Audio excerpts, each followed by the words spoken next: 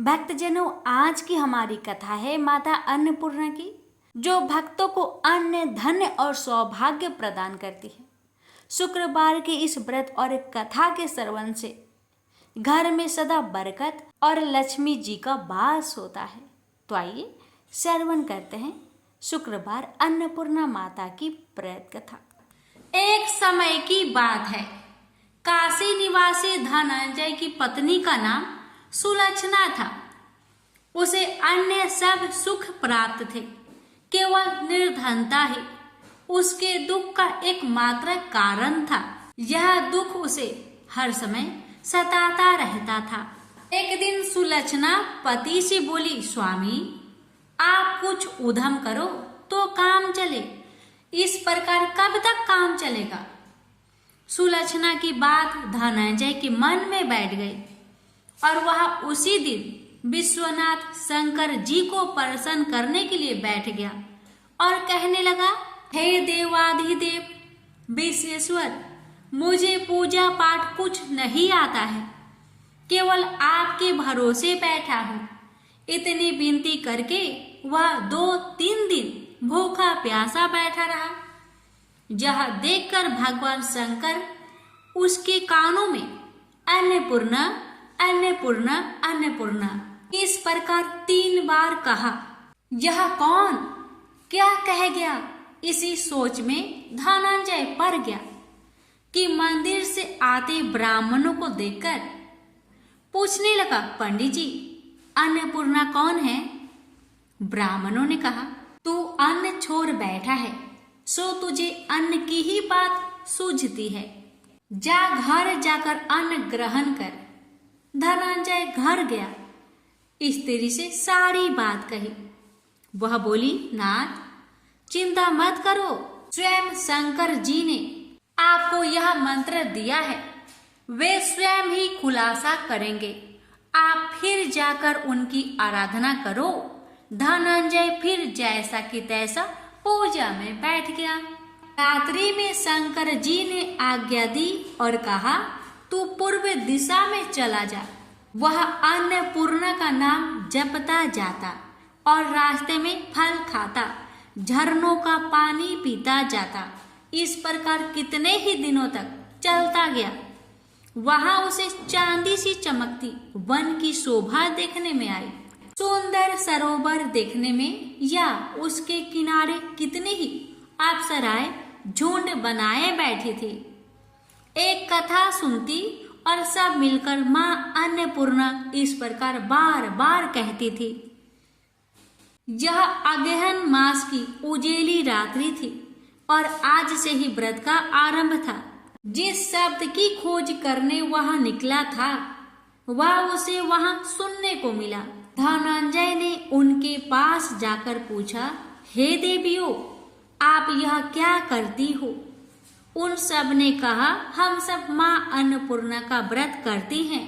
धनंजय ने पूछा, व्रत पूजा करने से क्या होता है, यह किसी ने किया भी है, इसे कब किया जाए, कैसा व्रत है और कैसी विधि है, मुझसे भी विस्तार से बताओ। वे कहने लगे, इस व्रत को सब कोई कर सकते हैं। 21 दिन तक के लिए 21 गांठ का सूत लेना चाहिए। 21 दिन यदि ना बने तो एक दिन उपवास करे, यह भी ना बने तो केवल कथा सुनकर प्रसाद ले। निराहार रहकर कथा कहे, कथा सुनने वाला कोई ना मिले तो पीपल के पत्तों को रख सुपारी या घृत कुमारी वृक्ष को सामने कर, दीपक को साक्षी कर, सूर्य, गाय, तुलसी या महादेव को बिना कथा सुनाए मुख में दाना न डाले। यदि भूल से कुछ पड़ जाए तो एक दिवस फिर उपवास करे। व्रत के दिन क्रोध ना करे और झूठ ना बोले। धनंजय बोला, इस व्रत के करने से क्या होगा। वे कहने लगी, इसके करने से अंधों को नेत्र मिले, लुल्लू को हाथ मिले, निर्धन के घर धन आए, बाझीन को संतान मिले, मूर्ख को विद्या आए। जिस कामना से व्रत करे माँ उसकी इच्छा पूरी करती है। वह कहने लगा, बहिनों मेरे पास भी धन नहीं है, विद्या नहीं है, कुछ भी तो नहीं है। मैं तो दुखिया ब्राह्मण हूँ, मुझे इस व्रत का सूत दोगी? हाँ भाई, तेरा कल्याण हो, हम तुम्हें अवश्य देंगे। ले इस व्रत का मंगल सूत्र ले। धनंजय ने व्रत किया, व्रत पूरा हुआ। तभी सरोवर में से 21 खंड की स्वर्ण सीरी हीरा मोती जरी हुई प्रकट हुई। धनंजय अन्नपूर्णा अन्नपूर्णा कहता जाता था। इस प्रकार कितनी ही सीढ़ियां उतर गया तो क्या देखता है कि करोड़ों सूर्य से प्रकाशमान अन्नपूर्णा का मंदिर है।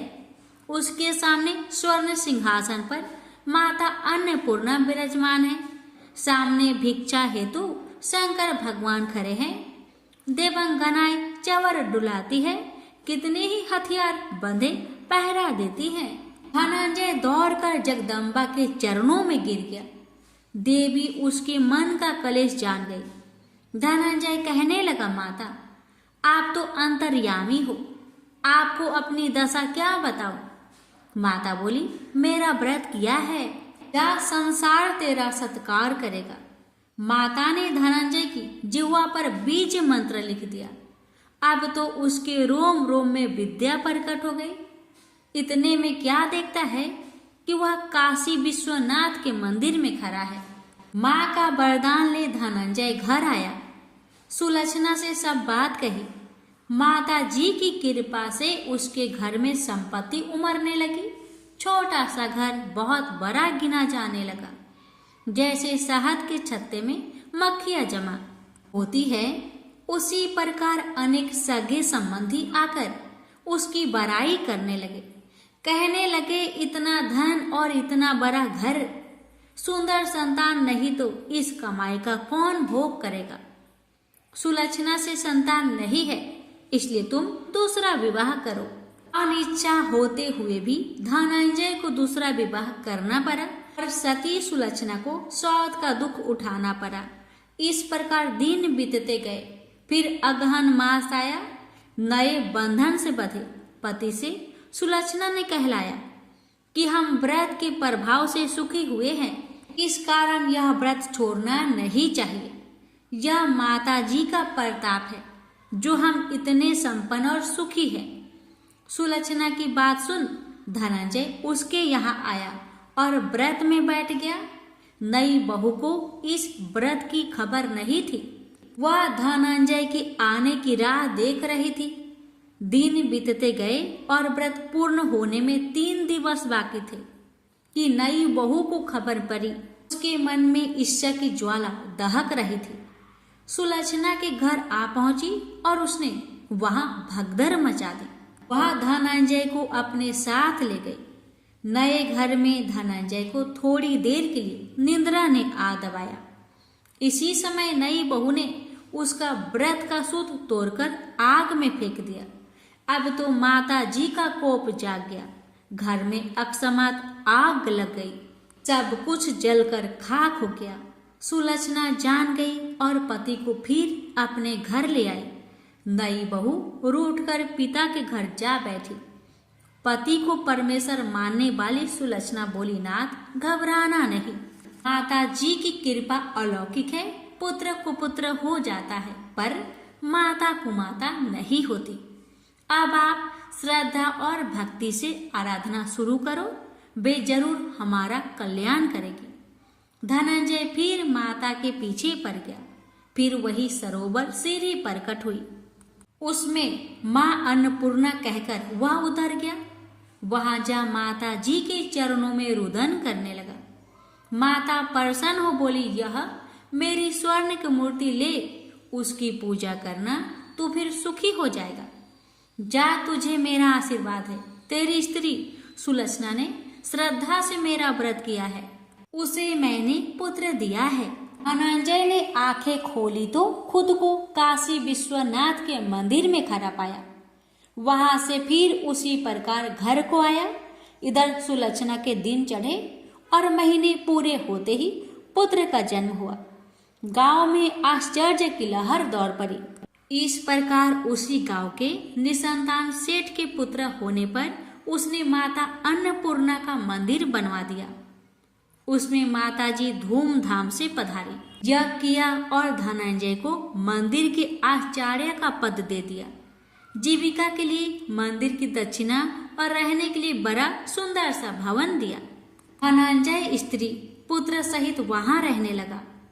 माता जी की चढ़ावे में भरपूर आमदनी होने लगी। उधर नई बहू के पिता के घर डाका पड़ा, सब लुट गया। वे भीख मांगकर पेट भरने लगे। सुलक्षणा ने यह सुना तो उन्हें बुला भेजा, अलग घर में रख लिया और उनके अन्य वस्त्र का प्रबंध कर दिया। धनंजय, सुलक्षणा और उसका पुत्र माताजी की कृपा से आनंद से रहने लगे। माताजी ने जैसे इनके भंडार भरे वैसे सबके भंडार भरे। प्रेम से बोलिए अन्नपूर्णा माता जी की जय। हर हर महादेव। माता पार्वती की जय।